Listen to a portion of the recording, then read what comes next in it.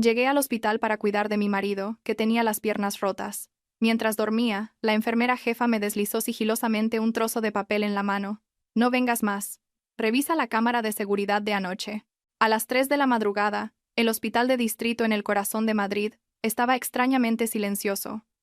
Todo el edificio, de un blanco impoluto, parecía una bestia gigantesca adormecida. Solo quedaban unas pocas luces de un verde pálido en el pasillo y el letrero de «Salida de emergencia» en la pared, que proyectaba una luz fría y mortecina. El olor a desinfectante, a gasas, a la humedad de las sábanas viejas, mezclado con el olor corporal de los enfermos crónicos. Todo se fundía en un aroma inconfundible a hospital. Cualquiera que lo oliera durante mucho tiempo sentiría la cabeza pesada, la respiración difícil. Estaba sentada, encogida, en una silla plegable junto a la cama del hospital, la espalda apoyada a medias en la pared y a medias en el aire, con la columna vertebral tan tensa, que parecía que alguien me la retorcía hasta hacerme temblar. Pero no me atrevía a moverme bruscamente. Un solo chirrido de la silla haría que el hombre acostado en la cama frunciera el ceño y gimiera. Era mi marido, Javier. Yacía completamente rígido, con ambas piernas envueltas en una gruesa capa de yeso blanco, suspendidas en un armazón de tracción, con un entramado de cables, como una pieza de museo que el destino había decidido exhibir. Javier gimió suavemente, su voz ronca y entrecortada. Su frente estaba perlada de sudor, y sus cejas se fruncían en una línea oscura en medio de la frente. Me levanté de un salto, con las piernas tan entumecidas que apenas las sentía mías. Serví un vaso de agua tibia, le puse una pajita y se lo acerqué a los labios, susurrando: «Javier, bebe un poco de agua para que no se te seque la garganta». Despacio. Él intentó abrir los ojos. Aquellos ojos que una vez me habían ablandado el corazón por su dulzura y amabilidad, ahora estaban inyectados en sangre, mirándome con una mezcla de culpa y debilidad. «Elena, ¿cuánto te estoy haciendo sufrir? Fui un torpe al volante, no tuve cuidado y por eso estoy así. Y encima te obligo a pedir días libres en el trabajo para cuidarme. Me siento un inútil». Sonreí levemente, esforzándome por mantener un tono de voz normal. «No digas tonterías. Somos un matrimonio. El que está bien ayuda al que está mal. Ahora te cuido yo, y si mañana me pasara algo me cuidarías tú. Es nuestra casa, no tienes que sentirte mal». Le sequé con un pañuelo las gotas de agua que le quedaban en la comisura de los labios, pero sentí una punzada profunda en el corazón. 3 días antes, Javier había tenido un accidente de coche volviendo a casa. La Guardia Civil de Tráfico concluyó que se debió a un fallo en los frenos. El coche se estrelló contra la mediana y él se salvó de milagro. Pero el médico, tras ver las radiografías, suspiró y me dijo: «Tiene fracturas graves con compresión nerviosa. Prepárense para lo peor. Es posible que en el futuro tenga que depender de una silla de ruedas durante mucho tiempo».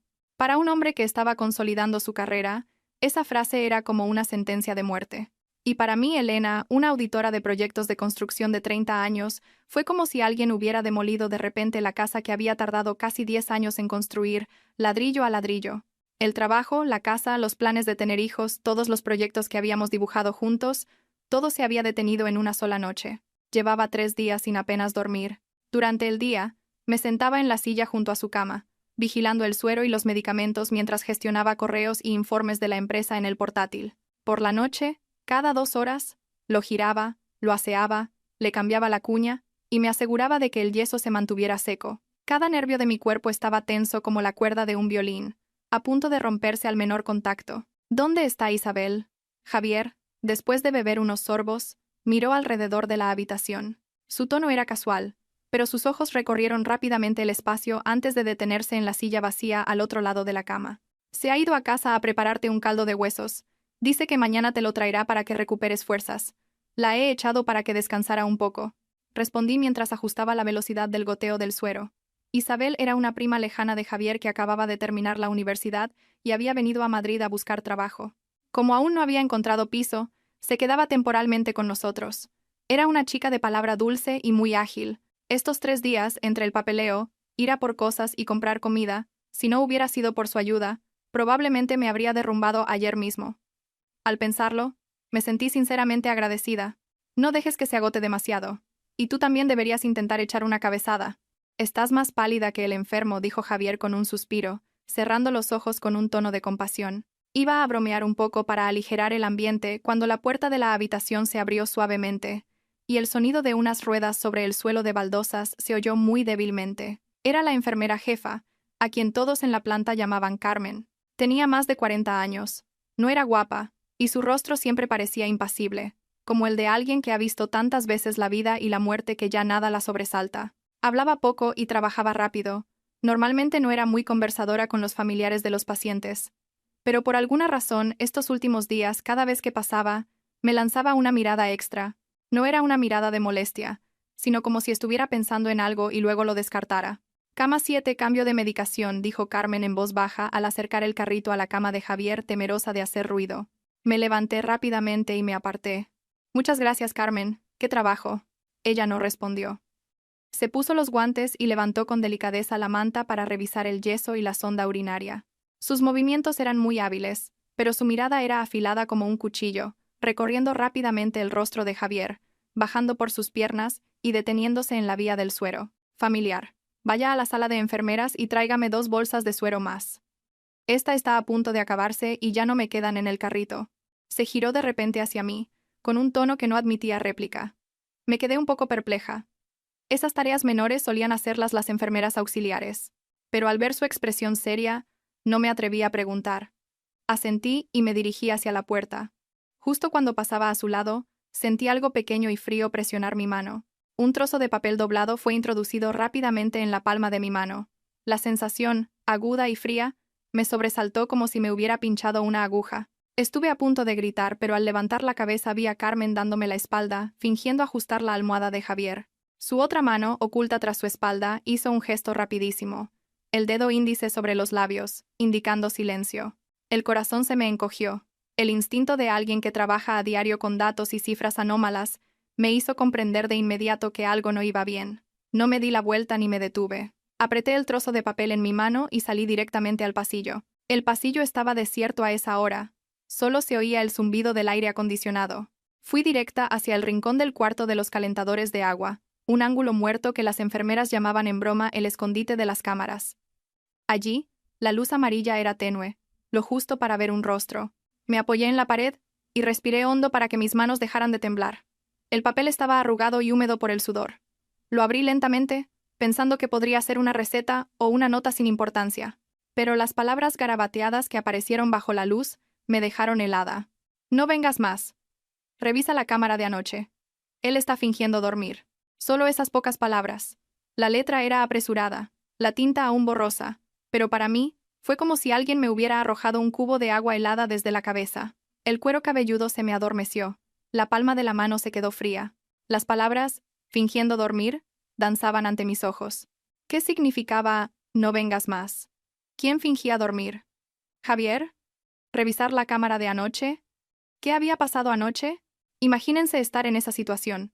Tu marido, la persona a la que amas, ha sufrido un accidente, corre el riesgo de quedar discapacitado, y tú has dejado todo para cuidarlo en el hospital. Y de repente, en mitad de la noche, una persona tan fría como Carmen te desliza una nota así. Decir que no entré en pánico sería mentir. Mi mente se quedó en blanco por un momento. Las imágenes de los últimos 3 días desfilaron ante mí como una cinta rebobinada a toda velocidad.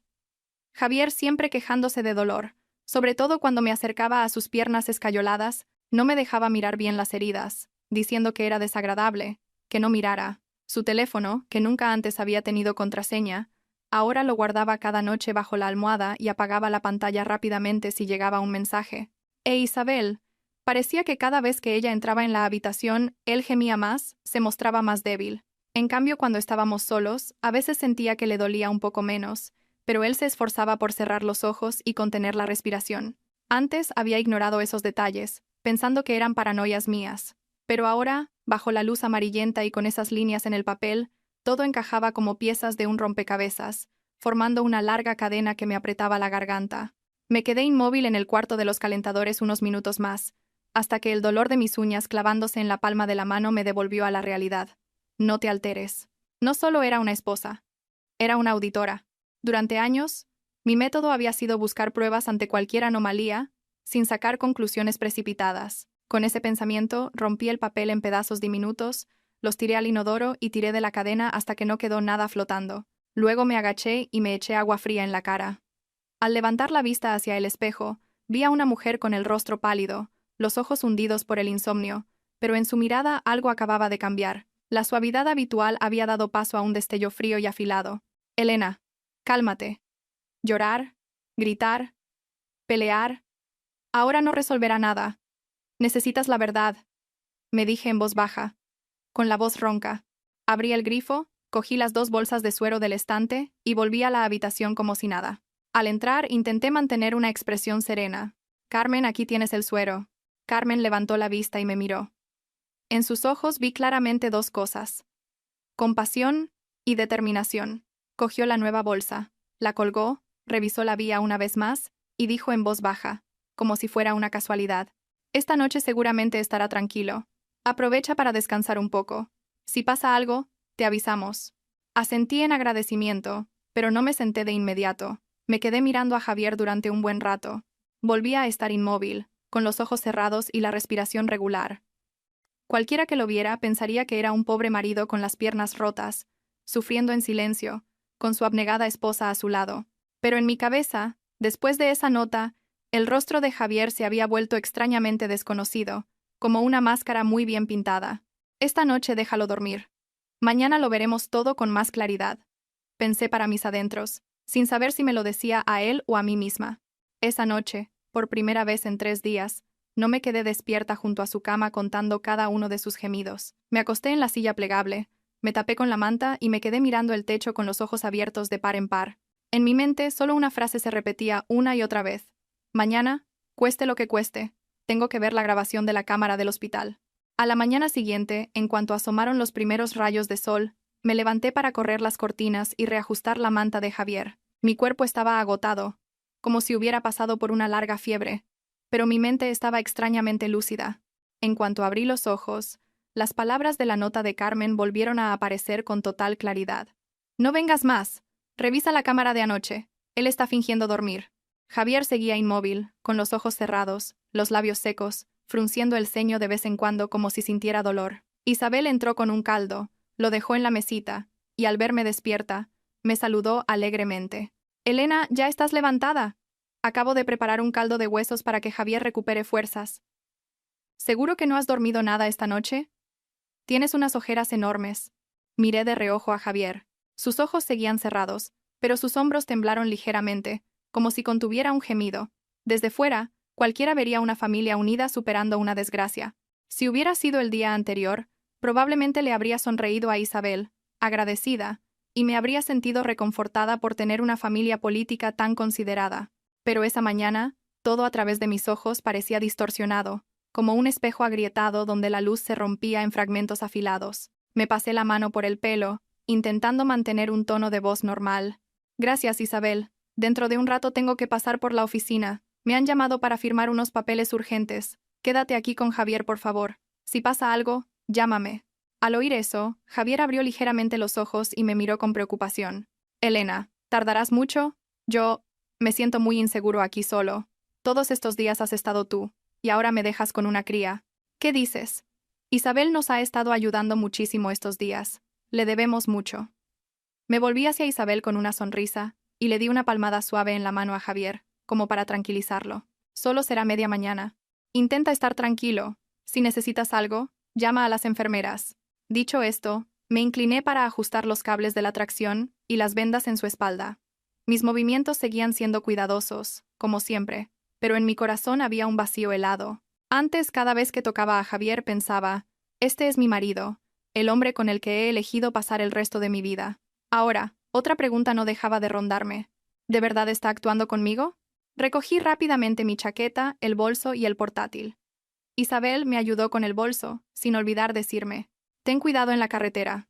Vuelve a mediodía para comer conmigo. No comas por ahí, que la comida suele ser muy grasienta». Asentí y miré a Javier una última vez. Me cogió la mano. Con los ojos enrojecidos, la viva imagen de un hombre que teme ser abandonado. «Elena, lo siento. Si al final quedó discapacitado y te cansas demasiado, no me abandones, por favor. No te divorcies de mí. Vivo gracias a ti. Si hubiera sido antes, probablemente me habría echado a llorar, asegurándole apresuradamente que nunca lo abandonaría. Pero ahora solo sentía un nudo en la garganta. Solté mi mano de la suya, forzando una sonrisa. «¿Qué tonterías dices? Salgo un momento y vuelvo. Quédate quieto, no te muevas mucho o te dolerá más. Tienes a Isabel y a las enfermeras. Nadie te va a abandonar». Me di la vuelta y salí de la habitación. La puerta se cerró tras de mí con un suave clic, pero para mí sonó como la fractura que dividía una etapa de mi vida. En lugar de dirigirme a la salida del hospital, bajé al aparcamiento subterráneo. Era un espacio amplio, con luces tenues, que olía a gasolina en algunas zonas y a humedad y agua estancada en otras. Elegí un rincón apartado, aparqué junto a la pared, subí las ventanillas y eché el seguro. Solo en ese espacio cerrado me permití soltar un largo suspiro. Saqué el móvil y busqué el contacto de Alex, un compañero de la universidad, un par de cursos por debajo, que ahora trabajaba en ciberseguridad para una empresa de software. Le escribí un mensaje. Alex, necesito que me ayudes con algo personal. Es urgente y tiene que ser totalmente confidencial. Te pagaré lo que haga falta. Al otro lado, apareció el visto, en cuestión de segundos, típico de alguien que vive pegado a la pantalla. ¿Qué pasa, Elena? Dime. Con que me invites a unas cañas me vale. Me mordí el labio y tecleé. Necesito ver las cámaras internas del Hospital X, planta de traumatología, habitación 307, entre la 1 y las 3 de la madrugada de anoche. ¿Crees que hay alguna forma de acceder? Al enviar el mensaje, mi corazón latía con fuerza. Sabía que lo que estaba haciendo no era precisamente legal, pero también sabía que si no lo hacía, podría pasar el resto de mi vida en una terrible incertidumbre. Un momento después, Alex me llamó directamente. Elena, esto es gordo. Es un hospital público. El sistema no será fácil de romper, pero no es imposible. Dame el nombre exacto del hospital, la ubicación, una foto de la puerta de la habitación, y trataré de rastrear la IP interna. Pero, en serio, ¿estás segura de que quieres verlo? Hay cosas que, una vez vistas, no tienen vuelta atrás. Guardé silencio un instante. La voz de Alex me hizo sentir como si estuviera contratando a un detective privado, pero ya no podía echarme atrás. Dije en voz baja, prefiero el dolor de una vez que vivir con la duda toda la vida. Te envío la foto ahora mismo. Intenta conseguirlo esta mañana. Después del mediodía ya será tarde. Quédate cerca del hospital. Si tienes buen wifi, mejor. Te iré informando. Si consigo un enlace, te lo enviaré para que lo veas en directo. No lo descargues. Podría dejar rastro. Colgué, con las manos temblorosas mientras abría la cámara para hacer una foto furtiva al cartel de la planta de traumatología, habitación 307, que había capturado de camino al aparcamiento. Después de enviarla, abrí el portátil, me conecté a internet usando mi móvil como punto de acceso y me senté con las piernas encogidas en el asiento del conductor, escuchando el zumbido del aire acondicionado del coche. El tiempo pasaba increíblemente lento. Cada minuto parecía una hora. Mientras esperaba, mi mente empezó a desempolvar viejos recuerdos. Recordé cuando empezamos a salir. Javier era un hombre atento, capaz de cruzar Madrid en moto desde Getafe hasta Chamberí, solo para traerme un tupper con comida porque había oído que estaba hasta arriba de trabajo en una obra. En aquel entonces, creía que aún quedaban muchos hombres sinceros en el mundo. Después de casarnos, montó una pequeña empresa de materiales de construcción y solía presumir con sus amigos. Mi mujer es auditora de proyectos. Es muy estricta. Como haga algo mal, me pilla enseguida. Una vez, se rió mientras me acariciaba la cabeza. Tranquila. El dinero lo llevas tú. Yo solo trabajo para fardar. Aquellas palabras en su momento me parecieron tan cálidas. En los últimos años, su negocio había ido a menos, y el dinero que entraba en casa era menor. Lo notaba más irritable, llegaba tarde más a menudo, oliendo a alcohol y a un tabaco que no era el suyo. Pero cada vez que le preguntaba me decía, los hombres de negocios tenemos que socializar. Conseguir proyectos es difícil ahora. No me lo pongas más complicado. Yo, agotada por mi propio trabajo, a menudo lo dejaba pasar, en parte por confianza y en parte porque pensaba que los celos infundados solo traerían problemas al matrimonio. Hasta hoy, sentada en el aparcamiento subterráneo de un hospital, aferrada a un portátil como si fuera un salvavidas, me di cuenta de que durante todo ese tiempo me había centrado en escudriñar las cifras de los planos y presupuestos, pero había olvidado examinar de cerca al hombre que dormía a mi lado. Pasó una hora, y luego otra. Mis ojos empezaban a escocer y mi cuello a dolerme por la postura. Justo cuando pensaba que Alex se había rendido, el teléfono vibró repetidamente. Apareció un mensaje. Elena, te envío un enlace. Solo podrás verlo durante media hora, luego se bloqueará automáticamente. Cuando lo veas, apaga todo el sonido exterior y usa auriculares. Y pase lo que pase, mantén la calma. No hagas ninguna locura. Te lo digo en serio. Respiré hondo. Conecté los auriculares al portátil, abrí el navegador e hice clic en el enlace. La pantalla se quedó en negro y, unos segundos después, apareció una imagen. Era una cámara de techo, con una vista cenital, en blanco y negro, pero lo suficientemente nítida. El ángulo cubría casi toda la habitación: la cama de Javier, la silla plegable donde yo solía dormir, la puerta, la mesita, en la esquina inferior izquierda, una marca de tiempo, habitación 307-158. Arrastré la barra de tiempo hasta las 2 de la mañana, la hora en que recordaba haberme sentido agotada. Javier me había suplicado que fuera a casa a ducharme y volviera temprano. La imagen era clara: una chica con el pelo recogido en una coleta y una chaqueta fina. Yo misma estaba recogiendo sus cosas. Se inclinaba para decirle algo a Javier y luego salía por la puerta. La puerta se cerró.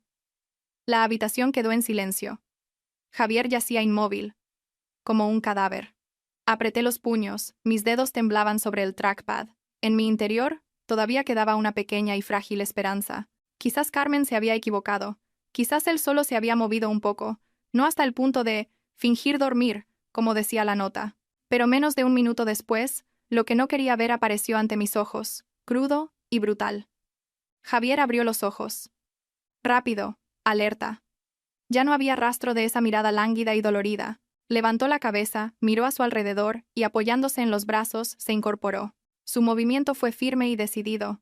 Nada que ver con el de una persona con fracturas graves que debía permanecer inmóvil, como me había dicho el médico. Vi claramente cómo levantaba y bajaba sus piernas, a pesar del yeso, e incluso las giraba. Se estiró para coger el móvil que siempre escondía bajo la almohada y empezó a teclear, con una expresión de total comodidad. Un pequeño clac resonó en el coche. Era el bolígrafo que se me había caído de la mano. Me mordí el labio con tanta fuerza que noté el sabor metálico de la sangre, pero no aparté la vista de la pantalla. Unos minutos después, la puerta se abrió e Isabel entró con una bolsa grande, probablemente con comida. La cámara no captaba olores, pero fue como si el aroma a pollo frito y cerveza caliente atravesara la pantalla. Nada más entrar, Isabel sonrió de oreja a oreja. «Te he traído algo bueno. ¿Ya se ha ido Elena?» Javier, que ya no gemía, se echó a reír, con la voz clara. «Sí, acaba de irse. Joder, creía que me moría de hambre. 3 días a base de caldos y sopas insípidas. Venga, dámelo rápido». Cogió la bolsa y sacó una caja de pollo frito y varias latas de cerveza. Sus manos desgarraron un trozo de pollo con agilidad y se lo llevó a la boca, mordiendo con ganas. Nada que ver con la persona que apenas podía tragar cuando yo estaba allí.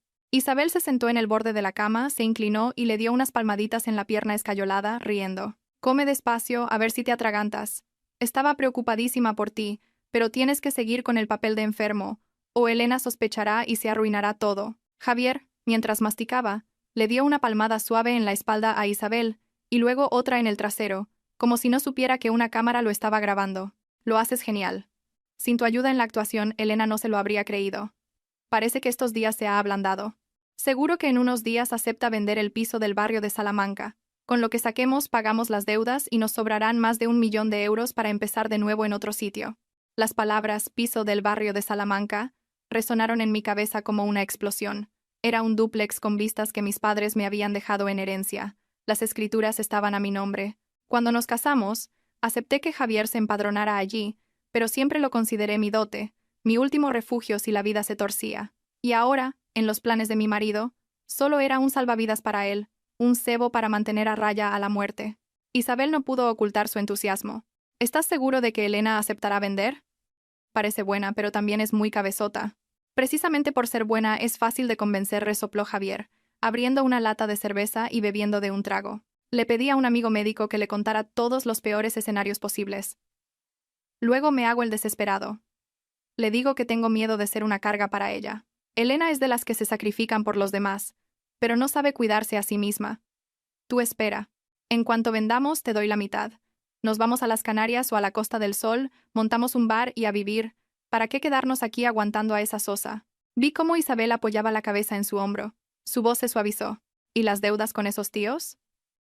He oído que les debes mucho dinero. Bah, las deudas se pagan. Con el dinero de la casa, todo solucionado. No te preocupes. Javier se encogió de hombros. Les debo unos 300.000 euros. Los intereses corren, pero con ese piso se acaba el problema. Lo importante es que Elena firme. Isabel guardó silencio unos segundos y luego preguntó, con voz vacilante, «¿Y cuándo te vas a divorciar de ella?» Vi claramente cómo Javier fruncía el ceño, como si le molestara la pregunta, pero forzó una sonrisa tranquilizadora. «Espera a que todo esto acabe. Si me divorcio ahora, sospechará y se estropeará todo. Tú tranquila. Lo mío con ella está acabado. Piénsalo. ¿Qué mujer aguantaría a un marido lisiado y lleno de deudas? Tarde o temprano me dejará. Y entonces yo seré la víctima, el abandonado. Tendré el dinero y te tendré a ti. ¿A qué soy listo? No pude seguir escuchando. Con los auriculares todavía puestos, sentí un sabor salado en los labios. No sabía si me estaba mordiendo el labio o la lengua. Me los quité. El sonido de mi propia respiración resonaba en el silencio del coche como si fuera el de otra persona. Fuera. En el aparcamiento. Algunas personas con batas blancas pasaban en silencio. El sonido de sus zapatos apenas se oía. Nadie sabía que, en un pequeño coche, justo debajo del hospital, una esposa acababa de descubrir el plan completo de su marido. En ese momento no lloré. De repente, mis ojos estaban increíblemente secos, como si las lágrimas, asustadas por la verdad, se hubieran escondido. Lo primero que sentí no fue dolor, sino humillación. Humillación por haber sido subestimada. Humillación por haberme creído tan astuta, capaz de calcular hasta el último céntimo en un proyecto, y sin embargo haber permitido que el hombre con el que compartía mi vida me convirtiera en una presa fácil. Pensé en el piso del barrio de Salamanca, en las tardes en que mi padre se sentaba en la puerta con una camiseta vieja, bebiendo un refresco, viéndome volver del colegio en bicicleta, siempre con una sonrisa en los ojos. Pensé en mi madre, en las navidades en las que cocinaba un cocido enorme, y me hacía llevar un plato para honrar a los abuelos, repitiéndome una y otra vez: si algún día falto, conserva esta casa. Es tu raíz. Esa raíz para Javier solo era una mercancía para saldar deudas con usureros. De repente, me eché a reír. Una risa seca y hueca, que resonó en el coche, como la de un extraño. Si alguien hubiera pasado por allí, habría pensado que estaba loca. Pero esa risa fue como un interruptor. De repente, mi mente pasó del pánico a una claridad absoluta. Abrí el móvil y le escribí a Alex: guarda el clip desde que salgo de la habitación hasta que entra Isabel y hablan. Todo lo que puedas. Yo lo guardaré por mi cuenta. Gracias, Alex. Te debo una muy grande. Alex respondió al instante: lo he descargado y he cortado el fragmento. Te lo envío por un canal seguro. Guárdalo bien, que nadie lo toque. ¿Necesitas que llame a alguien? Solo de oírlo, estoy que trino. Miré el mensaje y apreté los labios. No, estoy bien. Esto es asunto mío, lo resolveré yo misma. Por favor, no se lo cuentes a nadie. Como si nunca hubiera pasado. Después de enviarlo me erguí y me miré en el espejo retrovisor. El reflejo mostraba a una mujer con el pelo revuelto y los ojos hundidos, pero su mirada ya no temblaba. En ese instante, comprendí perfectamente que, a partir de ese momento, la Elena buena e ingenua de antes había muerto. Lo que quedaba era la Elena de las cifras, de los balances, de las auditorías frías y calculadoras. Solo que esta vez, lo que tenía que auditar no era un proyecto de construcción, sino el proyecto llamado Mi matrimonio. Me quedé en el coche mucho tiempo después de apagar el vídeo, no por miedo, sino para ordenar mis pensamientos. Las imágenes que acababa de ver ya no me asustaban. Eran solo datos, una prueba clara e irrefutable. Y cuando todo se reduce a datos, para mí, siempre hay una forma de proceder. Me sequé la cara, me arreglé la chaqueta y arranqué el motor. En lugar de volver a la habitación del hospital como le había prometido a Javier, salí del aparcamiento y conduje directamente a casa. La ruta familiar de repente me pareció extraña. Las hileras de árboles, la cafetería donde Javier y yo solíamos sentarnos, la pastelería donde le compraba su dulce favorito los fines de semana, todo se quedaba atrás en el espejo retrovisor, como una vieja película que rebobinaba para saltarme las partes dolorosas. Al llegar a casa, el silencio era abrumador. Las zapatillas de Isabel estaban desordenadas en la entrada, la chaqueta de Javier seguía colgada en el perchero y su colonia aún flotaba en el aire. Me quedé de pie en medio del salón un momento antes de cerrar la puerta con llave. El clic, aunque suave, resonó en mi interior como una frontera que acababa de cerrarse. Lo primero que hice fue abrir la caja fuerte del dormitorio. Dentro estaban las escrituras del piso de Salamanca, una cuenta de ahorros a mi nombre y varios documentos importantes de mis padres. Lo saqué todo y lo metí en un bolso grande.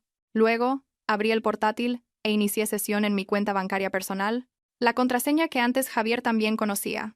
Cambié todas las contraseñas, una por una, la del banco, la del correo electrónico, lenta y meticulosamente, con una frialdad que me sorprendió a mí misma. En ese momento, el teléfono vibró. El nombre de Javier apareció en la pantalla. Lo miré unos segundos antes de contestar, esforzándome por mantener la voz suave. Acabo de llegar a casa a por más cosas para ti. Vuelvo enseguida. Elena, has tardado mucho. Estaba preocupado, la voz de Javier sonaba débil, como siempre. Isabel me ha dicho que aún no habías vuelto. Sonreí levemente. La casa estaba muy desordenada. He recogido un poco. Tú descansa, no te muevas. Aguanta un poco más el dolor, que ya vuelvo. Vale, intenta volver pronto. Me siento muy solo aquí. Colgué, y una media sonrisa se dibujó en mis labios. Si no fuera por ese vídeo, a estas horas estaría volviendo a toda prisa, preocupada por su dolor, temiendo que Isabel fuera torpe. Pero ahora, cada palabra que decía sonaba como un guión bien ensayado. Cogí otro teléfono y llamé a Alex. Alex, necesito un último favor. Investiga las deudas de Javier del último año. Préstamos, apuestas, lo que sea. Empresas, nombres personales, cuentas a su nombre, lo que puedas encontrar. Alex guardó silencio 2 segundos y luego dijo: de acuerdo, pero esto requerirá rastrear varias fuentes. Sospecho que está metido en préstamos de usura, porque hace unos días me llegaron alertas sobre alguien con su nombre. Me pondré a ello. Colgué y me senté en el sofá, apoyando la espalda en la pared. Fue entonces cuando el cansancio me golpeó, pero en lugar de debilitarme, sentí una pequeña llama ardiendo en mi interior. No era un fuego violento, sino un calor lento y persistente. Esa tarde volví al hospital. Al entrar en la habitación, vi a Javier con los ojos cerrados, el rostro contraído como si acabara de sufrir un ataque de dolor. Isabel, de pie a su lado, me saludó. Ya has vuelto. Le acabo de dar a Javier un analgésico, ahora está un poco mejor. Bien, déjame ver. Me acerqué y le puse la mano en la frente. No tenía fiebre. Javier abrió los ojos y me cogió la mano con más fuerza de lo habitual. Has vuelto, Elena. Me duele mucho, no sé cuánto más podré aguantar. Lo miré a la cara y por primera vez, en lugar de compasión, sentí una extraña diversión. Aguanta un poco. Por la tarde tengo que reunirme con un abogado por el seguro de tu accidente. Piden más documentación. Lo dije con la mayor naturalidad posible. Javier se sobresaltó, pero lo disimuló rápidamente. ¿Un abogado? ¿Por qué tan complicado? Es una aseguradora grande. Tienen muchos trámites, respondí secamente. Isabel, que estaba cerca, tembló ligeramente al oír la palabra seguro, aunque intentó mantener la sonrisa. Lo noté perfectamente. En ese momento entró Miguel, el hermano pequeño de Javier. Era 3 años menor, trabajaba como repartidor y era un chico sencillo y de pocas palabras. Al ver a su hermano postrado, se le notaba la pena. Traía una bolsa grande de fruta. Elena, ¿cómo está Javier? Mamá me ha dicho que le duele mucho, que apenas ha mejorado. Los médicos dicen que hay que seguir observándolo, respondí. Miguel miró a Javier con los ojos enrojecidos. Anímate, hermano. Estamos todos muy preocupados por ti. Javier asintió, con la voz entrecortada. Lo sé. Al ver la escena sentí lástima por Miguel. No tenía ni idea de que estaba compadeciendo a un actor. Una obra de teatro montada sobre la codicia. Por un momento mi corazón se ablandó, pero entonces recordé la mirada alerta de Javier en el vídeo, su mano en el trasero de Isabel, la frase, con vender el piso, todo solucionado, y toda debilidad en mí se replegó como un caracol en su concha. Por la tarde, Carmen volvió a pasar a revisar la habitación.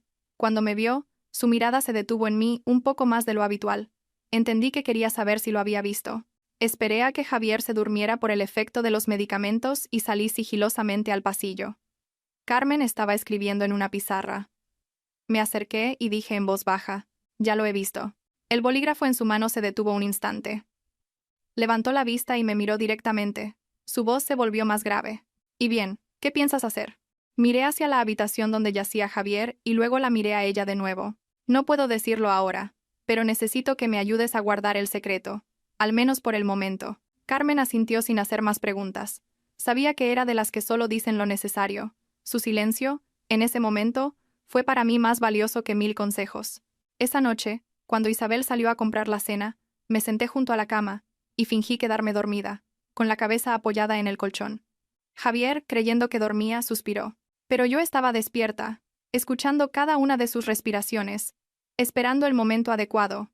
Abrí el móvil y leí el mensaje de Alex. Elena, tengo un informe preliminar. Ha pedido préstamos en al menos 4 sitios, la deuda principal es de casi 300.000 euros, con intereses altísimos. Algunos a nombre de la empresa, otros a su nombre. También tiene un historial de apuestas online y luego pasó a jugar en timbas ilegales. Los movimientos bancarios muestran rastros de redes de prestamistas. Te he hecho capturas de todo. Lo leí con una calma sorprendente. Todo encajaba con una precisión aterradora. El accidente, la farsa de la invalidez, el piso, el seguro, los mensajes a escondidas con Isabel, todo formaba un cuadro completo. Solo le respondí a Alex una frase. Gracias. Guárdalo bien, lo necesitaré. Esa noche, Javier volvió a llamar a su madre. Oí la voz de ella al otro lado, llorando, lamentándose, culpándome por no cuidar bien de su hijo, y mencionando sutilmente la idea de vender la casa para salvarlo. Javier gemía, con voz casi apagada. Ya se lo he dicho a Elena, mamá. Seguro que lo está pensando. No la presiones mucho, está muy agobiada con el trabajo. Yo estaba sentada no muy lejos, escuchando cada palabra, sintiendo una indiferencia que me asustó a mí misma. Toda una familia, de arriba abajo, conspirando para presionarme a entregar voluntariamente la casa que mis padres me habían dejado. Si no hubiera visto ese vídeo, probablemente me habría derrumbado, consumida por la culpa. A la mañana siguiente, mi suegra, Pilar, llegó al hospital. Estaba delgada y ojerosa. Nada más entrar, rompió a llorar. Hijo mío, qué desgracia. Si te pasara algo, ¿qué sería de mí? Javier le cogió la mano, con voz débil. Yo me mantuve a un lado, respetuosa. Hola, Pilar. Ella se giró hacia mí, con una mirada que era una mezcla de súplica y reproche. Elena, sé que estás agotada, pero ahora la única solución es vender la casa para salvar a Javier. No seas tan terca. Si se muere, ¿de qué te servirá el dinero? La miré fijamente durante un largo rato. La mujer que tenía delante era, en teoría, mi suegra, la que me había llevado del brazo el día de mi boda, la que me había dicho que la considerara mi propia madre. Pero ahora, en sus ojos, solo veía el pánico de perder a su hijo y un vago cálculo sobre el dinero. Respiré hondo. Lo entiendo. Lo estoy pensando. Pero vender una casa es una decisión importante. Tengo que revisar bien los papeles y el contrato del seguro de Javier para evitar problemas. Te pido un poco más de tiempo. Pilar quiso decir algo más, pero Miguel le tiró suavemente del brazo. Mamá, deja a Elena tranquila. Lleva muchos días sin descanso. Ella chasqueó la lengua y no dijo más. Pero yo sabía que, a partir de ese día, la presión aumentaría. Me urgirían a vender. Javier e Isabel actuarían aún mejor su papel.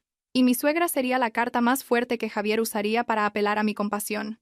Al mediodía, cuando todos salieron a comer y nos quedamos solos, Javier me cogió de la mano, su voz apenas un susurro. Elena, ¿lo has pensado bien? Tengo miedo de que, si esperamos más, sea demasiado tarde. Lo miré a los ojos, por primera vez sin apartar la vista. Tranquilo. Si tengo que vender, venderé.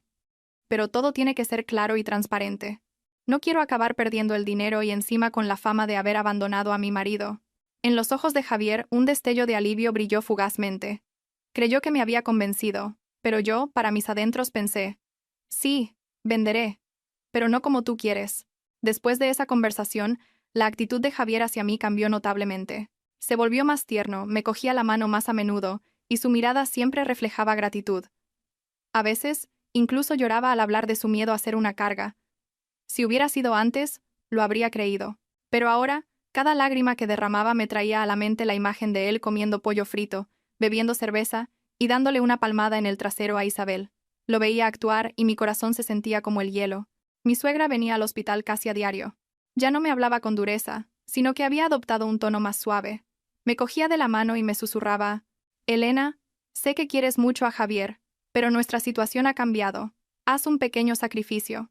Cuando se recupere y vuelva a trabajar, ya compraréis otra casa.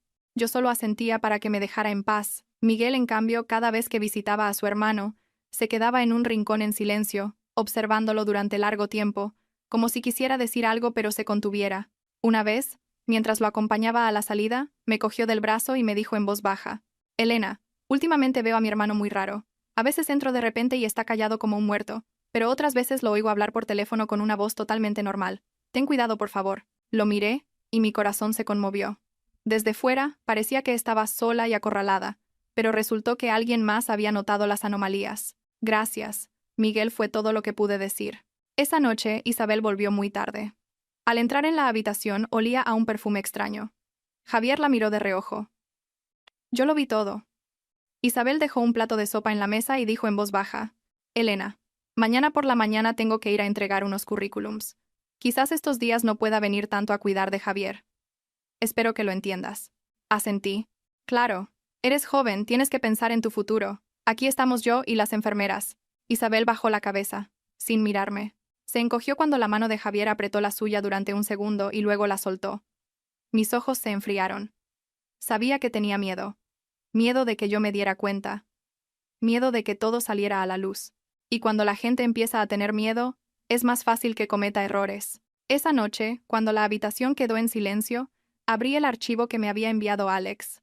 Había recopilado un informe completo sobre las deudas de Javier, incluyendo transferencias a cuentas vinculadas con el juego, y una grabación de audio que había conseguido de uno de los prestamistas. La voz de Javier sonaba desesperada, prometiendo conseguir el dinero como fuera en un plazo de 15 días. Al escucharlo cerré los ojos. El plazo que me estaban dando para vender la casa era, en realidad, para salvarle la vida de esos prestamistas. Sabía que no podía alertarlos. Si Javier se enteraba de que lo sabía todo, podría hacer una locura. Tenía que interpretar mi papel a la perfección, el de la esposa dispuesta a sacrificarlo todo por su marido. A la mañana siguiente le dije a mi suegra: lo he pensado mucho. Si vender la casa puede salvar a Javier, lo haré. Pero necesito hablar con el banco y con una inmobiliaria para hacerlo bien y conseguir un buen precio. No quiero malvenderla. Mi suegra se alegró visiblemente. Eso está muy bien, hija. Gracias. Javier se pondrá muy contento. Se giró hacia la cama, cogió la mano de Javier y rompió a llorar. Hijo, tu mujer ha aceptado vender la casa. Lucha por vivir, no te dejaré morir. Javier, al oírlo, pareció recuperar fuerzas y sus ojos se llenaron de lágrimas. Elena, eres mi salvadora. Aunque me muera, nunca olvidaré tu generosidad. Sonreí e incliné la cabeza. No digas tonterías. Lo hago por nuestra familia. Pero en mi interior, una voz fría resonó. Sí, por nuestra familia. Pero no la que tú te imaginas. Por la tarde, me excusé diciendo que tenía que ir a casa a buscar unos papeles y salí temprano del hospital.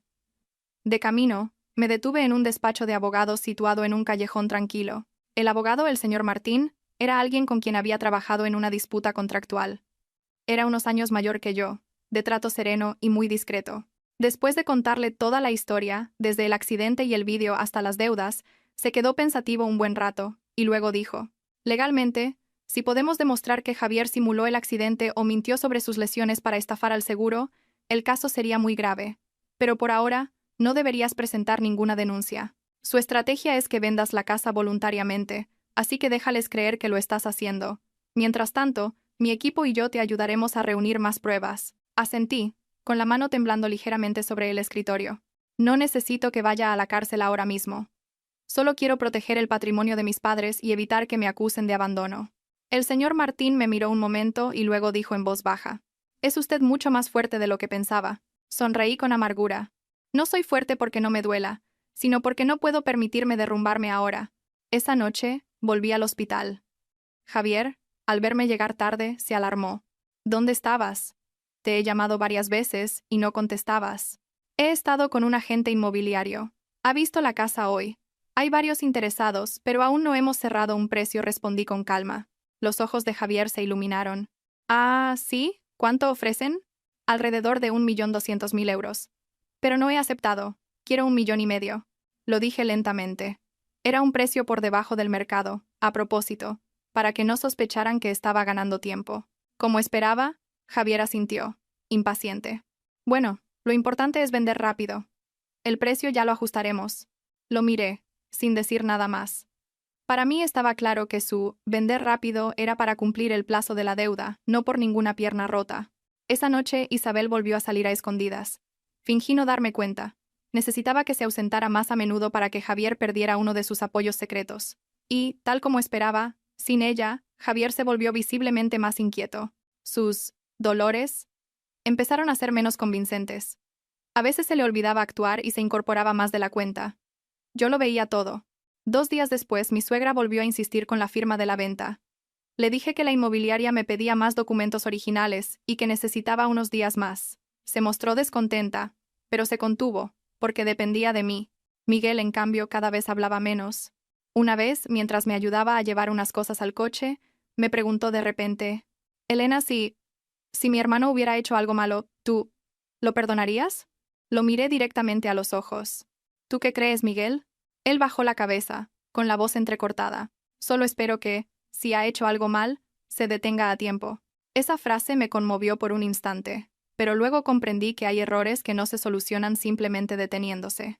Hay apuestas que se hacen con dinero, honor e incluso vidas, y que no tienen vuelta atrás. Esa noche, cuando Javier dormía bajo el efecto de la medicación, salí al pasillo y me apoyé en la ventana, mirando el aparcamiento oscuro. Mi teléfono vibró. Un mensaje de Alex. Los prestamistas se están impacientando. Dicen que si no paga a tiempo, vendrán al hospital a hablar con él. Ten mucho cuidado. Creo que en una semana como mucho, habrá problemas. Apreté el teléfono. Mi tiempo se estaba acabando. Tenía que bajar el telón de esta obra antes de que esos hombres entraran en escena con violencia. Volví a la habitación y miré a Javier, durmiendo plácidamente como un inocente. Me senté en la silla y susurré, solo para mí. Actúas muy bien, Javier, pero a tu esposa se le está acabando el papel. A la mañana siguiente pedí el día libre en el trabajo para quedarme en el hospital, no para cuidar de Javier, sino para esperar el momento oportuno. Me sentía como alguien en una habitación a oscuras, con la mano en el interruptor, esperando el instante exacto para encender la luz y revelarlo todo. Javier, al verme allí todo el día, se alegró visiblemente. Actuó mejor que nunca. Cada vez que alguien entraba gemía de dolor, me cogía la mano y decía con voz débil, «Elena, no me dejes, solo te tengo a ti». Mi suegra sentada a su lado se secaba las lágrimas. Miguel, apoyado en la puerta, observaba la escena con ojos llenos de duda. Y yo, en silencio, interpretaba a la perfección mi papel de esposa abnegada, hasta el punto de que a veces me daba asco mi propia capacidad de aguante. Cerca del mediodía, Isabel volvió. Nada más entrar, sus ojos recorrieron la habitación. Al verme sentada allí, se quedó paralizada. Le sonreí, con total serenidad. ¿Ya has vuelto de la entrevista? Sí, sí. Me han dicho que me llamarán, tartamudeó. Javier la miró con impaciencia. Comprendí que echaban de menos sus conversaciones privadas. Decidí dejarlos con esa necesidad un poco más. Por la tarde llamé al señor Martín. Señor Martín, he hecho todo según el plan.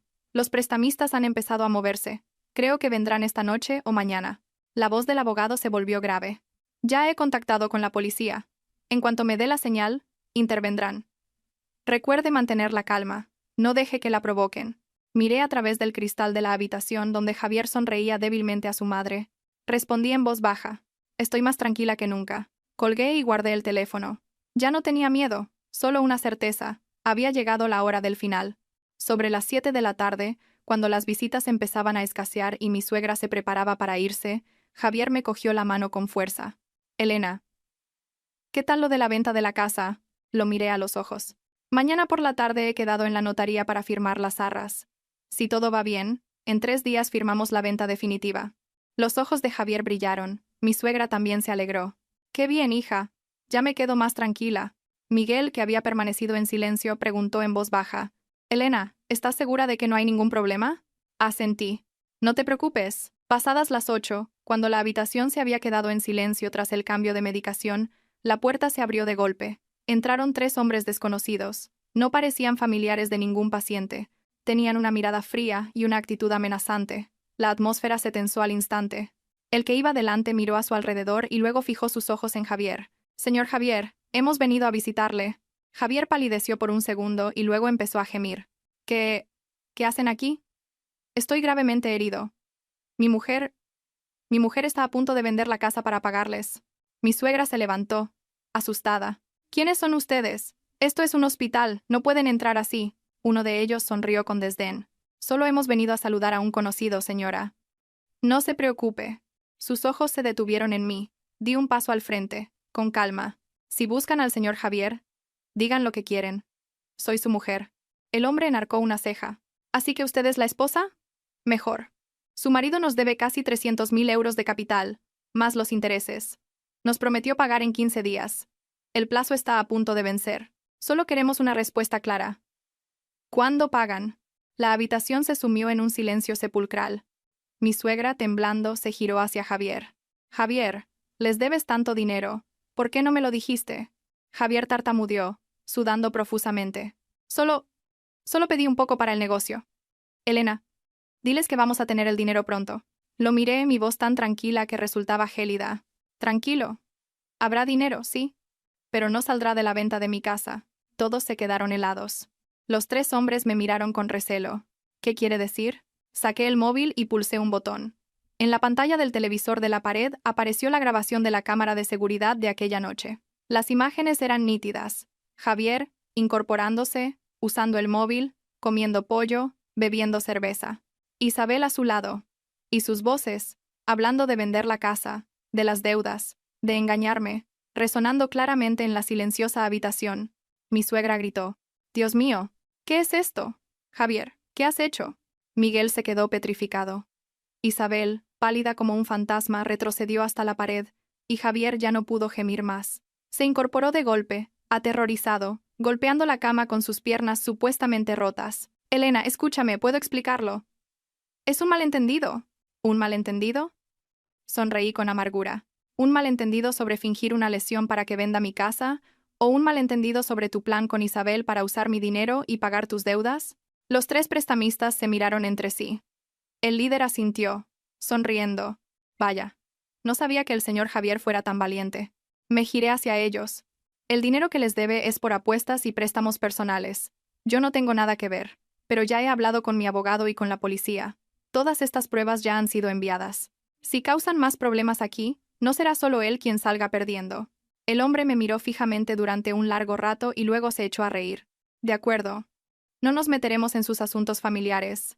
Pero, señor Javier, la deuda sigue ahí. Esta es la última oportunidad que le damos. Se dieron la vuelta y se fueron, sin decir una palabra más. La habitación se hundió en un silencio abrumador. Mi suegra, llorando, golpeaba el pecho de Javier. «Me has arruinado la vida, hijo. ¿Cómo has podido llegar a esto?». Miguel miró a su hermano con una decepción infinita. «Hermano, ¿has engañado a tu mujer y a tu madre por dinero?». Isabel, temblando, se arrodilló en el suelo. «Elena, lo siento, me equivoqué. Javier me convenció, no sabía que llegaría a esto». Javier me miró, y por primera vez vi su verdadera naturaleza: miedo y desesperación. «Elena, te lo ruego, no me dejes. He cometido un error». Lo miré durante un largo rato. Ya no sentía ira, ni el dolor del principio, solo un profundo cansancio. «No me has fallado una vez. Me has fallado desde el momento en que decidiste mentir, desde el instante en que pusiste la casa de mis padres en tu partida de póker. Entre nosotros, ya no quedaba nada que salvar». Me giré hacia mi suegra. Mi voz era lenta.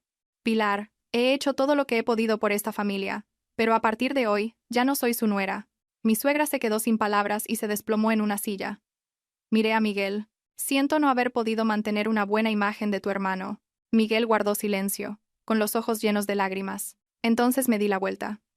A mis espaldas oí llantos, súplicas, gemidos, pero mis pasos no se detuvieron. La obra de teatro de Javier había terminado, y mi vida, esta vez, la reescribiría con mis propias manos.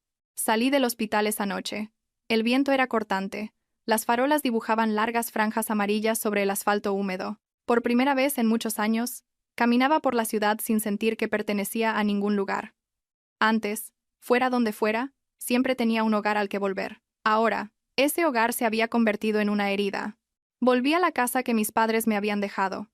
La casa que casi había sido sacrificada por las sucias apuestas de Javier.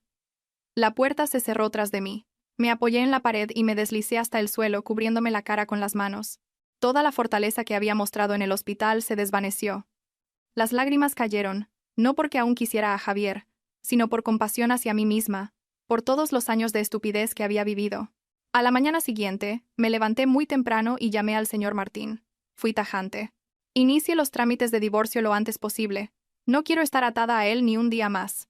El abogado guardó silencio un momento, y luego respondió: «No se preocupe. Con todas estas pruebas, el divorcio y la división de bienes serán muy claros. No tendrá que asumir ninguna de sus deudas». Asentí, aunque él no podía verme.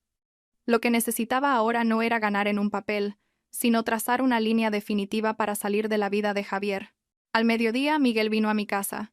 Esperó un buen rato en la puerta antes de llamar al timbre. Cuando abrí, tenía la cabeza gacha. «Elena, lo siento. No sabía que Javier era así. Si lo hubiera sabido», lo miré con una mezcla de tristeza y afecto. «No te culpo, Miguel. Tú no has hecho nada malo. El error fue suyo». Miguel vaciló. «Mamá, pasó la noche en el hospital llorando. Se arrepiente mucho de haberte presionado. Me ha pedido que venga a disculparme en su nombre». Me quedé en silencio un momento. Al pensar en el rostro afligido de mi suegra, no podía odiarla del todo. No era mala, solo estaba ciega por el amor a su hijo. «Dile a tu madre que no le guardo rencor. Pero lo que ha pasado entre Javier y yo, ya no tiene vuelta atrás». Miguel se secó los ojos con la manga. Solo espero que a partir de ahora encuentres la paz. Sí, yo también lo espero. Después de ese día, no volví al hospital. Delegué todos los trámites legales en mi abogado. No quería volver a ver a Javier, ni escuchar más explicaciones de ese hombre. Ya había entendido todo lo que necesitaba entender. Una semana después, recibí una llamada de un número desconocido. Era mi suegra. Elena, hija, perdóname. Me equivoqué. Confié ciegamente en mi hijo y te hice sufrir. Ahora me doy cuenta de que la que más has sufrido has sido tú. Su voz temblaba, entrecortada. Guardé un largo silencio antes de responder. Pilar, no la culpo. Pero no puedo volver. Estoy demasiado cansada. Al otro lado de la línea, su voz se quebró y solo se oyeron sollozos. Colgué, con el corazón pesado. Hay dolores que no nacen del odio, sino de la imposibilidad de volver atrás. El día del juicio, trajeron a Javier en un furgón policial. Estaba mucho más delgado. Su rostro ya no tenía la arrogancia de antes. Cuando me vio, un destello de esperanza brilló en sus ojos. Elena, sé que me equivoqué. Pídele al juez que me dé una oportunidad. No lo miré. Miré directamente al juez y leí mi declaración con voz serena. Cada palabra fue como un corte limpio, seccionando lo poco que quedaba entre nosotros. La sentencia de divorcio se dictó rápidamente. Nuestra relación matrimonial quedó oficialmente disuelta. No tuve que asumir ninguna deuda. La casa seguía siendo mía. El resto de la vida de Javier ya no tenía nada que ver conmigo. Al salir del juzgado, respiré hondo. El cielo de ese día era increíblemente azul. Tan azul que sin darme cuenta, sonreí. El cielo siempre había estado ahí, solo que durante todos estos años había olvidado cómo levantar la cabeza para mirarlo. Un mes después, me mudé, no por miedo a los recuerdos, sino porque quería empezar de nuevo en otro lugar. Pedí un traslado a una nueva sucursal. El trabajo intenso me impidió perderme en viejos pensamientos. Una tarde, al salir del trabajo, me encontré con Isabel en la puerta de un supermercado. Estaba mucho más delgada, su rostro sin el maquillaje de antes. Al verme, se quedó paralizada. «¿Elena?» asentí, sin sorprenderme. «Lo siento. No espero que me perdones. Solo quería decir que me equivoqué de verdad». La miré, sin rencor. Lo que había pasado superaba el límite del resentimiento. «Eres joven. Cometes un error. Pagas por él. Tómatelo como una lección y no vuelvas a equivocarte». Isabel rompió a llorar asintiendo repetidamente. Me fui sin mirar atrás. Para mí, Isabel ya era parte del pasado, nada más. Esa noche, me senté sola en el balcón de mi nuevo apartamento, bebiendo una taza de té caliente y viendo cómo el tráfico disminuía. Soplaba una brisa suave y mi corazón estaba extrañamente en calma. Ya no había dolor punzante, ni ira, ni remordimiento. Solo un vacío ligero, como el cielo después de una tormenta, con algunas nubes finas. Sabía que aún no me había recuperado del todo, pero también sabía que iba por el buen camino. La vida es dura, pero también es justa. Me quitó un marido, pero me devolvió a mí misma. Una persona mucho más lúcida y fuerte que antes. Después de mi encuentro casual con Isabel, pensé que mi corazón estaba lo suficientemente tranquilo como para no ser perturbado por más olas del pasado. Pero la vida rara vez te suelta tan fácilmente. Una mañana de lunes, al llegar a la oficina, la recepcionista me dijo que alguien de la familia de mi exmarido quería verme. Mi corazón dio un vuelco. Un mal presentimiento me recorrió fugazmente. La persona que estaba frente a la puerta de mi despacho era mi exsuegra.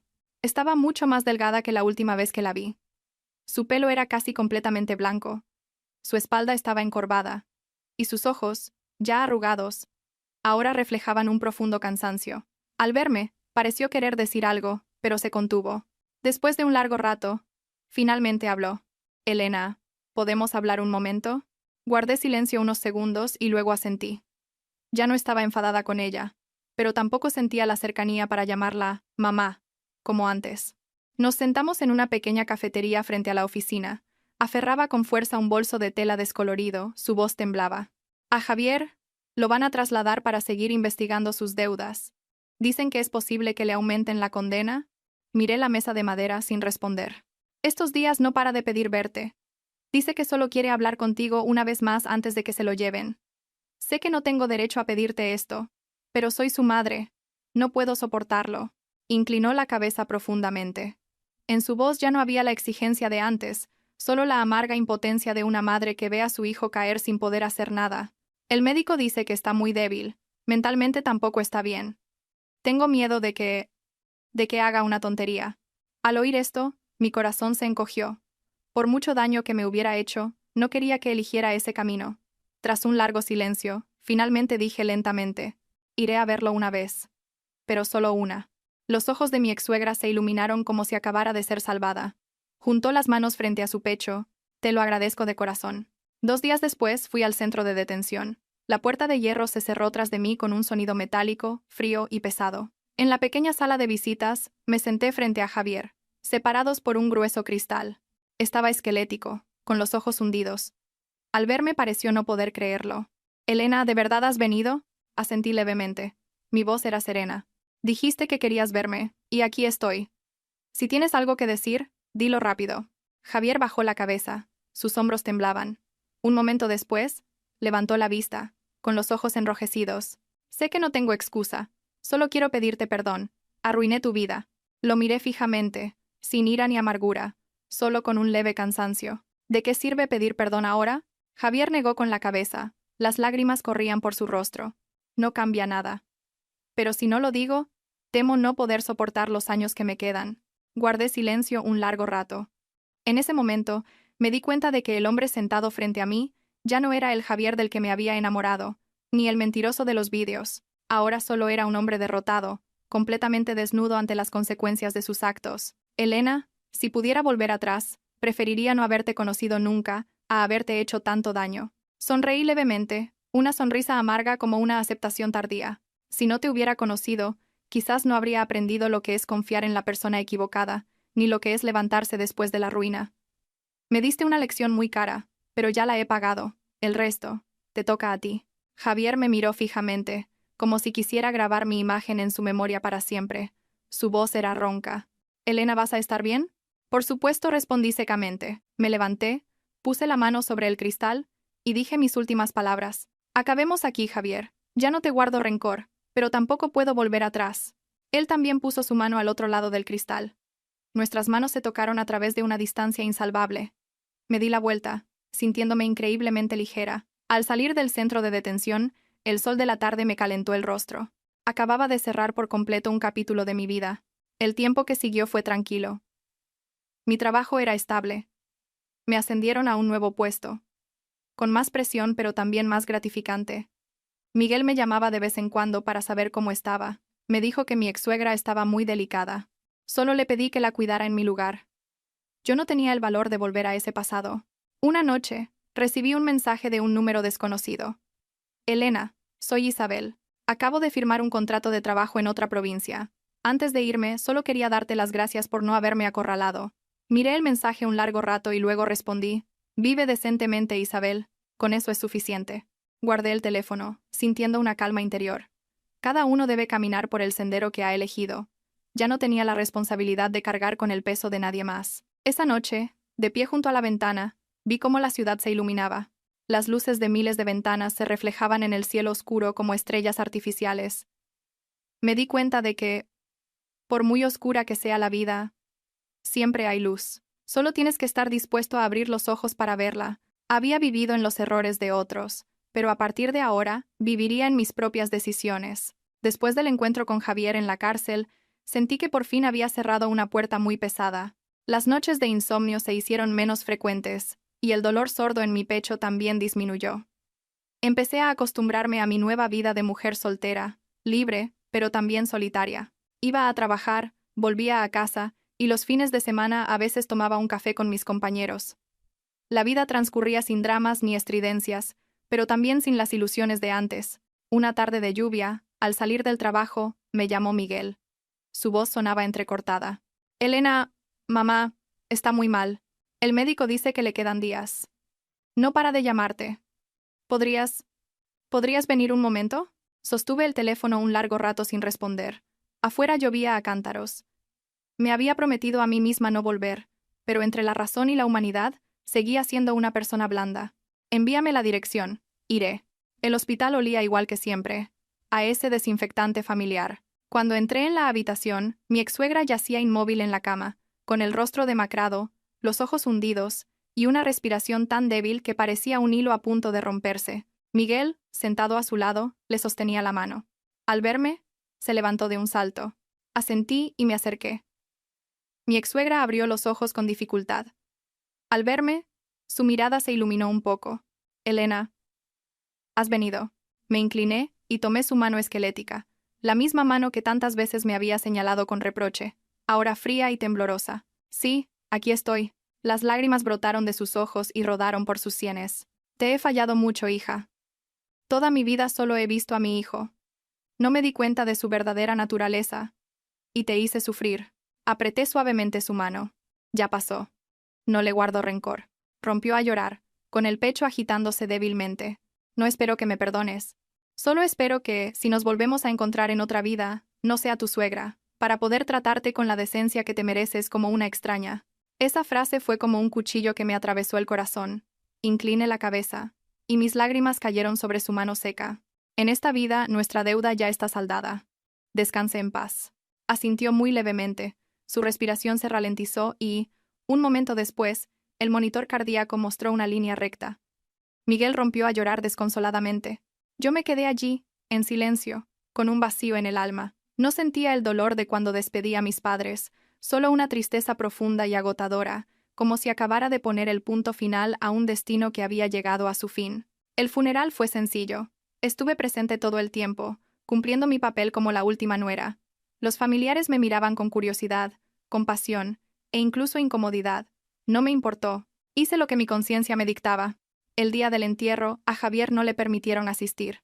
Después del funeral, Miguel me acompañó al coche. Inclinó la cabeza. Elena, nunca podré pagarte todo lo que has hecho.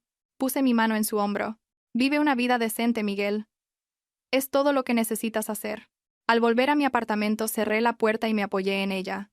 Por primera vez en mucho tiempo, rompí a llorar. No por Javier, ni por mi ex-suegra, sino por una etapa dolorosa de mi vida que oficialmente había terminado. Lloré para despedirme de la mujer que fui, ciega, sumisa, viviendo para los demás hasta olvidarse de sí misma. Los días siguientes, me sumergí en el trabajo como una forma de salvación. Me asignaron un proyecto importante que requería viajar constantemente. El ritmo ajetreado me impidió pensar demasiado.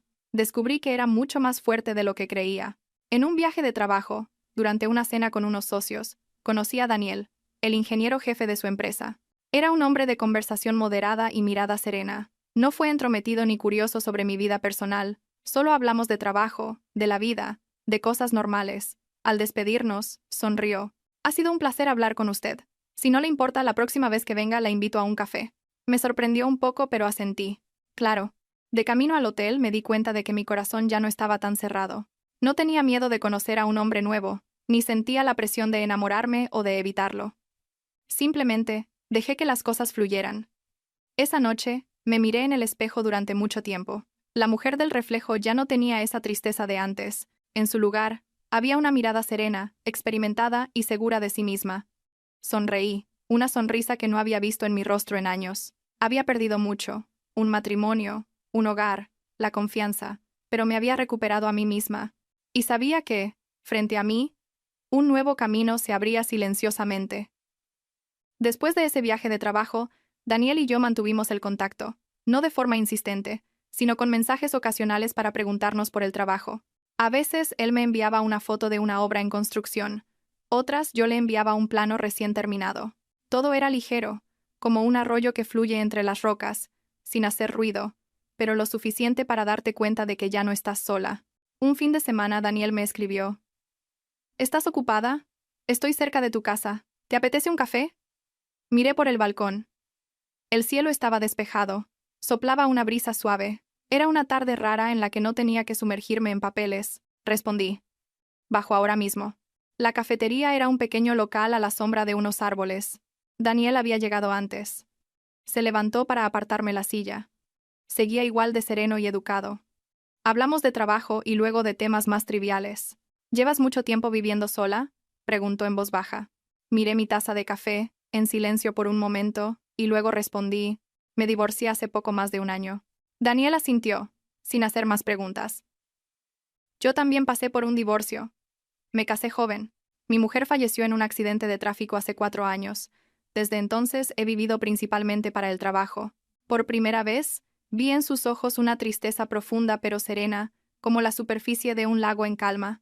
Comprendí por qué no se apresuraba con nada. No volvimos a tocar el tema. como si entendiéramos que hay dolores que no necesitan ser expuestos con palabras. Después de ese día, Daniel empezó a visitarme de vez en cuando. A veces me traía fruta, otras solo un vaso de leche caliente por la noche. No invadía mi vida ni exigía nada. Su presencia era siempre respetuosa, y eso me daba tranquilidad. Un día Miguel me llamó.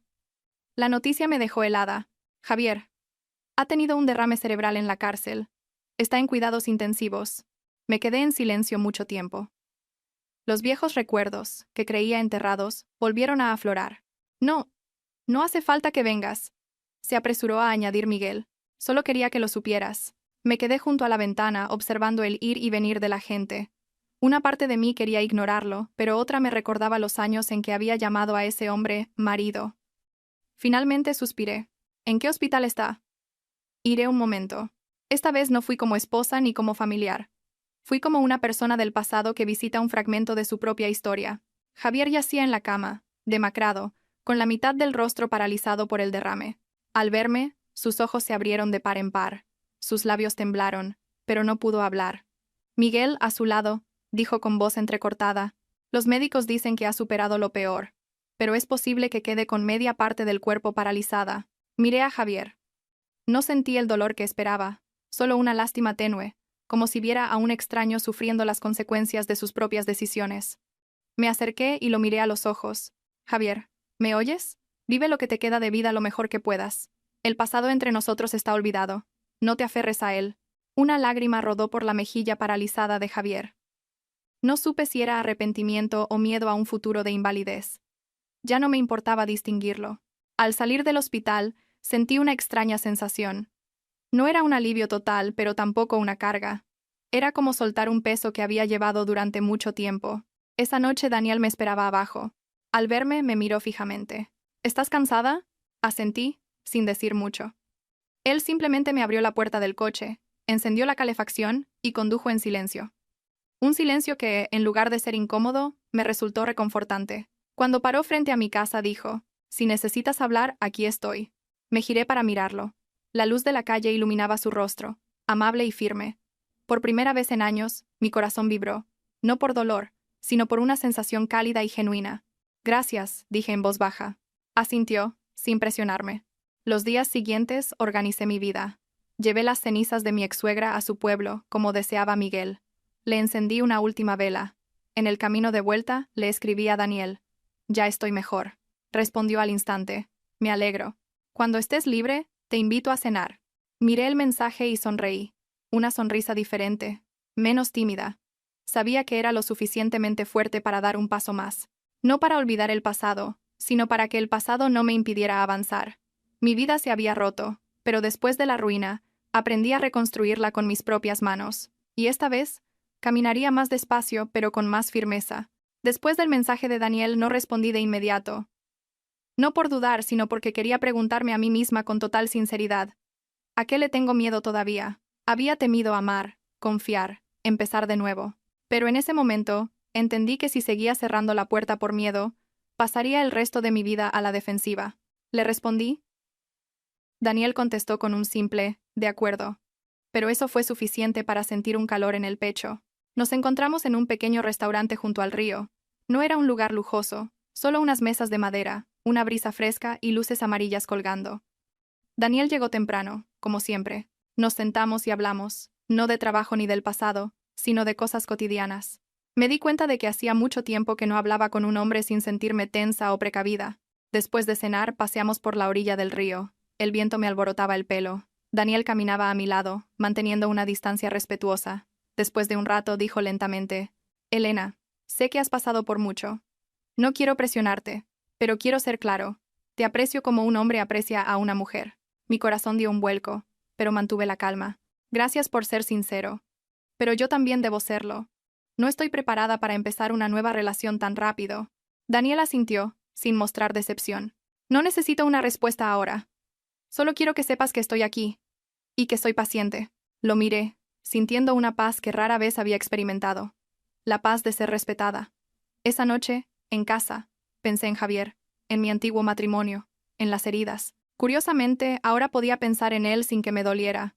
Era simplemente una parte de mi vida que había pasado. Unos días después, Miguel me llamó de nuevo. Elena, Javier está muy débil. Apenas puede moverse. El médico dice que su recuperación será muy limitada. Escuché en silencio. Te lo digo solo para que lo sepas. No te pido que vengas más. Miré la lluvia caer afuera. Gracias por decírmelo. Si necesitas algo en lo que pueda ayudar, dímelo. La voz de Miguel se quebró. Sigues siendo tan buena con nosotros. Te debemos mucho. Después de la llamada, suspiré. Ya no sentía rencor por esa familia. Había pagado mi deuda de dolor y pérdida. Solo me quedaba una cosa. No permitir que mi corazón se volviera amargo. Una tarde, Daniel me llevó a ver un terreno en las afueras donde su empresa planeaba un proyecto. Fui solo como consultora, pero en ese viaje vi más de su persona. Era un profesional serio, respetuoso con sus socios y tranquilo. Cuando le daba mi opinión, escuchaba atentamente, sin interrumpir ni imponer. De vuelta, mientras pasábamos por una carretera arbolada, preguntó de repente: Elena, si algún día estás preparada, ¿me darías una oportunidad? Me giré para mirarlo. Su mirada era paciente, no exigente. No puedo prometer nada, pero no voy a seguir cerrándome. Daniel sonrió. Con eso me basta. Después de eso, nos vimos más a menudo, pero siempre con mesura. Empecé a darme cuenta de que yo también estaba cambiando. Ya no me asustaba la palabra futuro. Aprendí a vivir despacio, a saborear cada momento. Y lo más importante, aprendí a confiar de nuevo. Con cautela pero sin cerrazón. Una tarde, fui a visitar la tumba de mis padres. Encendí una varilla de incienso y me arrodillé.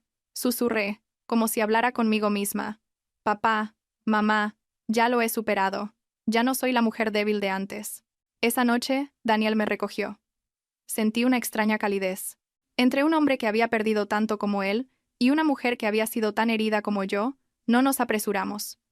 Caminamos uno al lado del otro, lenta y sinceramente. No sabía qué nos depararía el futuro, pero 10 años después, si miraba hacia atrás, sabía que no me arrepentiría de haberme dado la oportunidad de vivir de otra manera.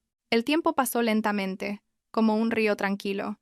Daniel y yo no nos llamábamos novios, ni le poníamos nombre a nuestra relación. Simplemente estábamos ahí, el uno para el otro, lo suficiente para no perdernos, pero sin agobiarnos. Me sentía en paz de una manera nueva, no porque tuviera a alguien a mi lado, sino porque yo misma ya no temblaba ante los cambios.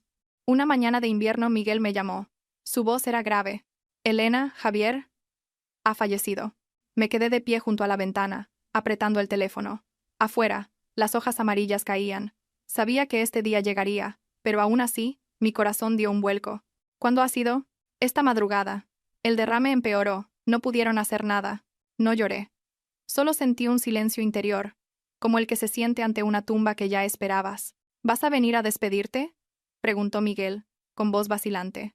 Guardé silencio unos segundos. Sí, iré, no como exesposa, sino como alguien que compartió un tramo de su vida con él. El funeral de Javier fue pequeño. Cuando entré, Miguel me vio y sus ojos se enrojecieron. Me cogió la mano con fuerza. Gracias por venir, asentí. En la fría sala, Javier yacía en paz. Lo miré durante mucho tiempo, sin ira ni amor, solo con una vaga sensación de pena por una vida que se había desviado sin poder volver. Encendí una varilla de incienso y susurré para mis adentros. A partir de hoy, nuestra deuda está saldada. Al salir, Daniel me esperaba en silencio. No preguntó nada, solo me ofreció un pañuelo al ver mis ojos enrojecidos. Su presencia silenciosa me calmó. ¿Estás bien? Sí. Solo he cerrado otra puerta. Después del funeral, todo terminó de verdad. Miguel se fue a su pueblo a cuidar de las tumbas de su madre y su hermano. Un tiempo después, Daniel me llevó a conocer a su madre. Era una mujer amable que me recibió con una sonrisa. Tú debes de ser Elena. Daniel habla mucho de ti. Durante la comida, nadie preguntó por mi pasado. Al despedirnos, su madre me cogió de la mano. Has pasado por mucho. Considera esta tu casa. Solo esa frase hizo que se me llenaran los ojos de lágrimas. Hacía mucho tiempo que nadie me hablaba con tanta bondad.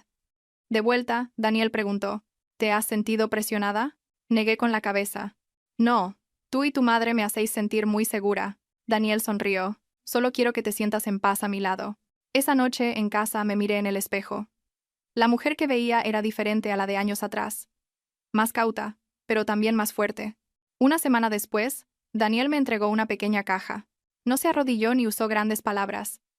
Solo me miró y dijo, Elena, no puedo prometerte una vida perfecta, pero sí prometo no mentirte, no abandonarte, y caminar a tu lado cuando me necesites. Si algún día estás lista para dar otro paso, quiero ser yo esa persona. Dentro de la caja había un anillo sencillo.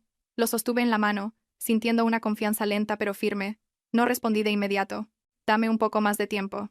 No porque no confíe en ti, sino porque quiero dar este paso sintiéndome completa. Daniel asintió, sin decepción. Puedo esperar. Guardé la caja en un cajón. No por dudar de mis sentimientos por Daniel, sino porque aún quedaba en mí un miedo profundo a equivocarme de nuevo. Una tarde, Miguel me llamó para decirme que había abierto un pequeño taller de reparación de motos en su pueblo. Su voz sonaba más ligera. Quiero vivir más despacio, Elena. Aquí, aunque gano menos, estoy más tranquilo. Me alegré por él. Después de tantas tormentas, finalmente había encontrado su propio ritmo. Esa noche le escribí a Daniel. Mañana estoy libre. Si quieres, nos vemos. Me llevó a las afueras, a un camino de tierra junto a un campo recién segado. El aire olía a paja seca y a tierra. Caminamos en silencio. Daniel, dije finalmente. ¿Alguna vez te has arrepentido de esperar tanto a alguien? Él reflexionó un momento. A veces, en la soledad, me lo he preguntado, pero luego pienso que el precio de agarrar la mano equivocada por miedo a estar solo es mucho mayor. Prefiero esperar a la persona correcta que precipitarme con la incorrecta. Sus palabras tocaron algo muy profundo en mí. Me detuve y lo miré. No quiero empezar una relación por miedo a la soledad. Solo quiero hacerlo cuando me sienta verdaderamente segura. Él asintió. Lo sé, y lo respeto. Saqué la caja del bolso y se la devolví. No puedo decir que sí ahora mismo. Pero quiero darte las gracias por haber llegado a mi vida con tanta decencia. No quiero que esperes en vano. Daniel abrió la caja, miró el anillo y luego a mí. No parecía triste. Sonrió. Aún así quiero seguir esperando, si me lo permites. No con este anillo, sino con mi presencia en tu vida. En ese momento, me di cuenta de que ya no tenía miedo a la palabra esperar. Porque esta vez, el que esperaba no exigía, y la que era esperada no se sentía presionada. De acuerdo, dije en voz baja. Sigamos caminando juntos, sin prisas. Él asintió, con una sonrisa serena. Y así, mi vida continuó, en una calma que nunca había conocido. La primavera de ese año llegó lentamente. Una tarde, Daniel y yo estábamos sentados en el porche de su casa. Su madre nos trajo té. Me miró y sonrió. Hija, cuando quieras, esta casa siempre estará abierta para ti, sin importar quién seas. Esa noche, al volver a casa, abrí el cajón y saqué la caja. El anillo brillaba suavemente bajo la luz. Comprendí que hay promesas que no necesitan ser dichas. Todavía no me lo puse, pero por primera vez, no sentí miedo al pensar en el día en que podría hacerlo. El día de mi boda con Daniel fue sencillo. Invité a mis compañeros más cercanos y a Miguel. No quise que hubiera nadie de la familia de Javier, no por rencor, sino para que fuera un día ligero, sin sombras del pasado. Durante la ceremonia, la madre de Daniel me cogió de la mano. A partir de ahora, vive en paz. Lo que pasó, déjalo atrás. Asentí. Con mi sencillo vestido blanco, recordé a la mujer que fui. La que se derrumbó en un hospital. La que aguantó una vida de mentiras. Comprendí que el camino hacia la paz no es olvidar, sino mirar de frente las heridas y seguir caminando sin temblar. Nos mudamos a una pequeña casa que Daniel había comprado. No era lujosa, pero cada noche, la luz amarilla se filtraba por la ventana. Se oía el tintineo de los cubiertos, y había alguien esperándome. Con eso, era más que suficiente. A veces, todavía soñaba con Javier, pero ya no lloraba. En mis sueños, pasaba a mi lado como un extraño. Entre nosotros, ya no había deudas ni ataduras. Una mañana, mientras tomaba té en el porche, Daniel puso su mano en mi hombro. Elena. Nunca te pregunto por tu pasado, pero quiero que sepas algo. Agradezco que hayas sido lo suficientemente fuerte para llegar hasta aquí. Tomé su mano. Y yo agradezco que hayas esperado. Nos miramos, sin necesidad de más palabras. En la vida hay pérdidas que no se pueden reemplazar. Perdí un matrimonio, la confianza, años de mi juventud. Pero a cambio, aprendí a mantenerme en pie, a valorar la decencia y a confiar en la persona correcta en el momento adecuado. Si aquel día no hubiera revisado esa cámara, si no me hubiera atrevido a enfrentar la verdad, quizás hoy seguiría viviendo en un sueño falso. Y si no hubiera tenido el valor de soltar el pasado, nunca habría alcanzado este presente sereno. Al final, entendí algo muy simple. La felicidad no es no haber sufrido nunca una ruptura. La felicidad es, después de la ruina, atreverse a creer, a vivir y a amar una vez más, con un corazón que ha conocido el dolor, pero que ya no guarda rencor.